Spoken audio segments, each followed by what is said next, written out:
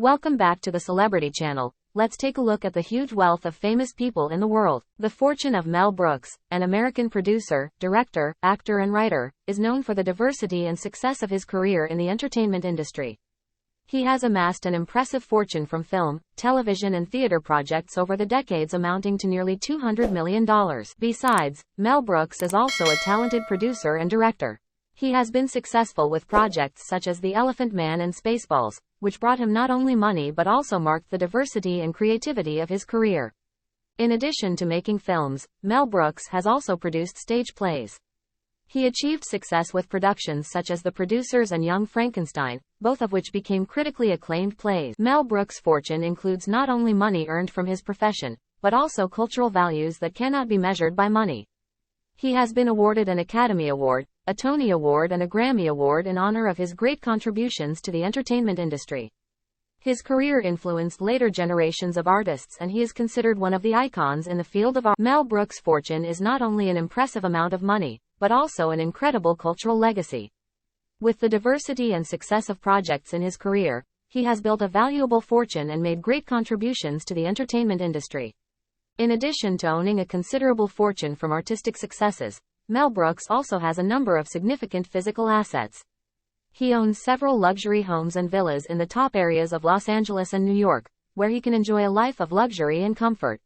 Mel Brooks is also known for possessing a diverse and admirable art collection. He is passionate about art and has amassed a number of valuable works of art from famous artists. His collection may include valuable paintings, sculptures and paintings. Mel Brooks may also own a number of investment properties, including stocks, mutual funds, and real estate.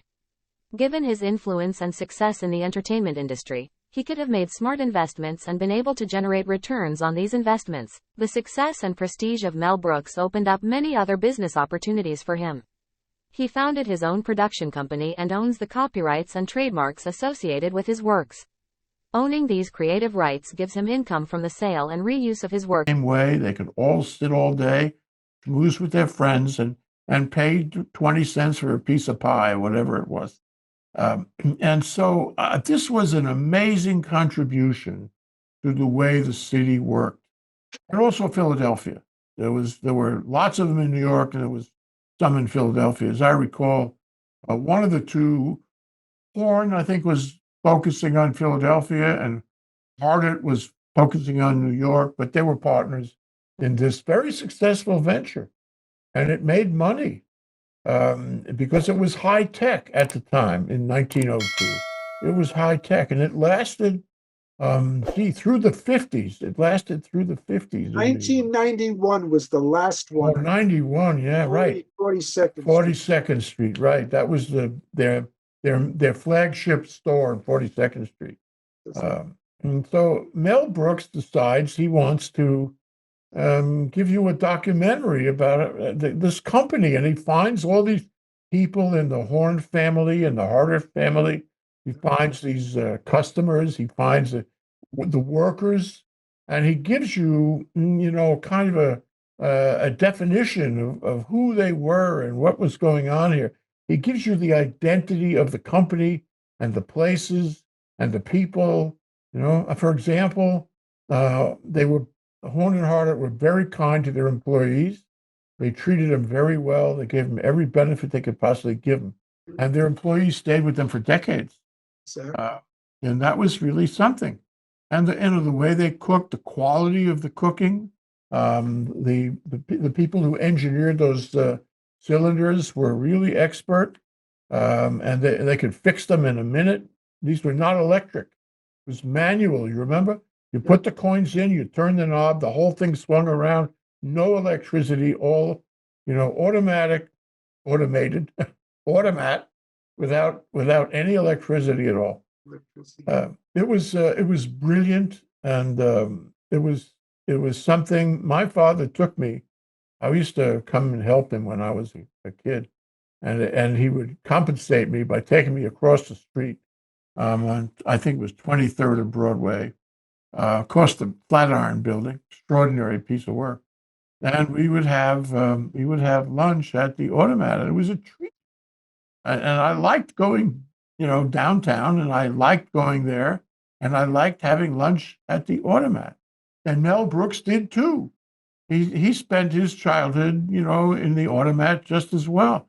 In fact, I would say millions of people spent their time in the automat, rich and poor, big and little. Every single, diverse group was there, speaking every language. It was an expression of the melting pot in New York City, which, we want to know more about how that worked. Because there are people who, they like to hang out with the Irish or hang out with the Italians. But the fact is they knew the next block was something else. And so they were not particularly biased and prejudiced and racist. They were all in it together, all in the melting pot. And this was an expression of the melting pot. So, Experience, yeah. yeah. So, what made it so successful was it was easy. It was cheap. It was comfortable. And there were not a whole lot of restaurants that did all that for you. It'd be easy and cheap and comfortable. They changed their architecture, by the way. Those tables and chairs had been there for 30, 40 years. Although the ceilings were high, remember that? That's part of the movie. And it was spacious as opposed to a lot of restaurants. They never really changed the architecture. They said, well, if it was good enough for 1902, it's good enough for 1950. No, it isn't. So they didn't want to spend the money. But also people were used to, that was part of their mark, their brand, that the way the architecture was their brand, But I think, as you said, they made some corporate mistakes, and the whole thing went down. But there are other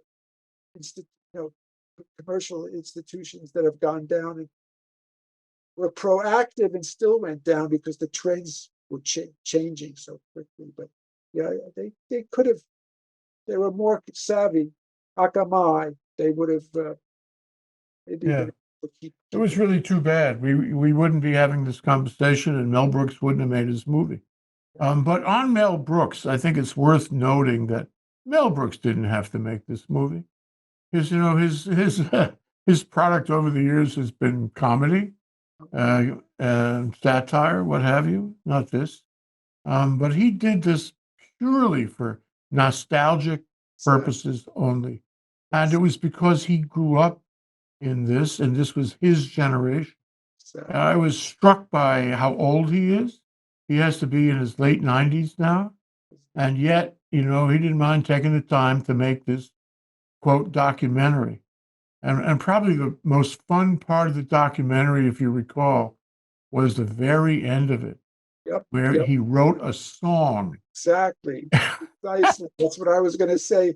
Yeah. No, exactly. Yeah, that's it, Jay. He's a good singer too. And at the end, like you said, that was the way to move the documentary ended, with him singing.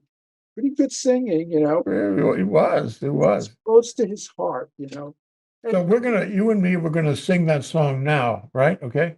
I don't remember the song now, whatever it was, but it's close. This movie was close to my heart. I know it was close to your heart. It was close to Mel Brooks's heart, and Ruth Bader Ginsburg, and Colin Powell, and all the other Wilson, all the people, the famous people, and all the other people that they didn't show. Was very close to me, because that was part of our reality, our existence when we were young, and it's sort of gone now.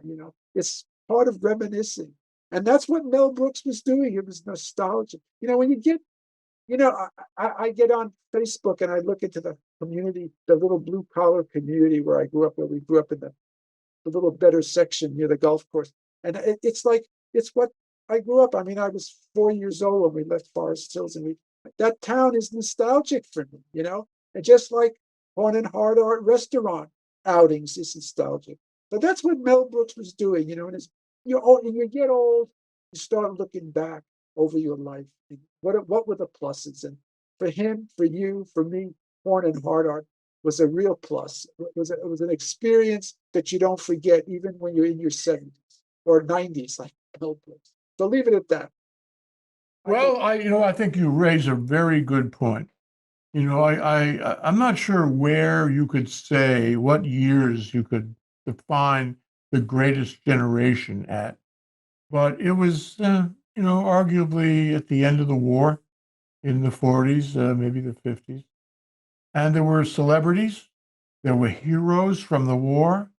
There was Hollywood, presenting us with extraordinary talent and extraordinary movies. And for the lack of television, that defined our entertainment in those days. And radio, stars in radio.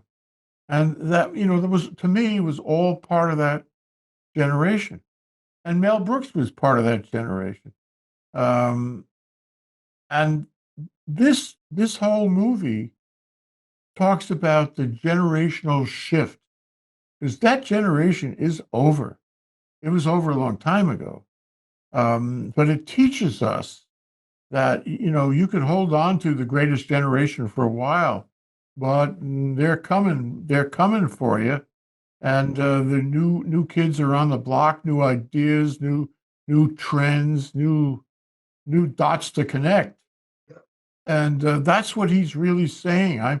I'm remembering this because this was a really good time, not only for food and Horn and Hearted, but in life in general.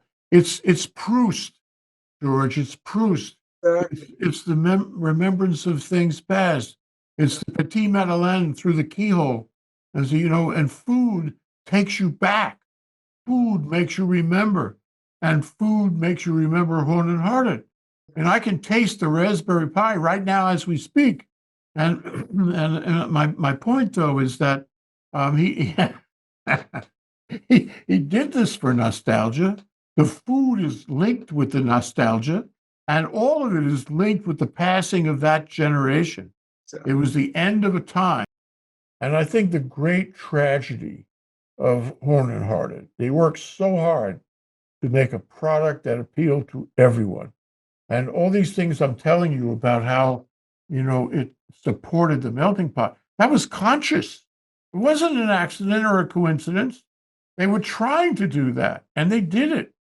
The problem was, and this is worth some discussion, problem was that the city was changing. The melting pot was changing. The people who came around, with 20 cents in their pocket, now they had $20 in their pocket. They didn't want to hang around in an automat. It got the reputation of being good, but not if you had money. And so they would go to the restaurants, and there were a lot of restaurants then, talking about the 30s, the 40s, the 50s, that were, more luxurious. And Horn and Hearted was still Horn and Hearted. And then, of course, you have this is really worth discussing. And then you have people who had no money at all, and who came in and they got a glass of water, which was free, and they poured ketchup in little packages. They poured the ketchup into the water, and then a little package of salt and pepper, pour that in free, and then they would have a meal for free. And they would sit there all day long with the ketchup and the salt and the pepper and the glass of water, and they would take advantage. And this made it less attractive to the middle class or the lower middle class, whatever, who wanted to have their regular Horn and Hearted meal. And it became less attractive for them. It became offensive to have these people. And there were stories in the movie. I don't know if you caught this. There were stories in the movie about how people, nutcase people, who managed to spend all day and disrobe and walk around half naked. And this was really a downer for anybody with a family who wanted to go there. I never had that experience, but I'm sure it happened. And if it had happened when I was there, my father was there, we would not have come back. That was hard. So what you had is a deterioration of the place because they let everyone in. Nobody was barred. No, they never asked you to leave. There was nobody there who could ask you to leave. It was completely open society. It was a remarkable thing. It was a statement of Americana. it could make you patriotic just thinking about it. Yep. But over time, that eroded, as things do, because in some ways the society eroded.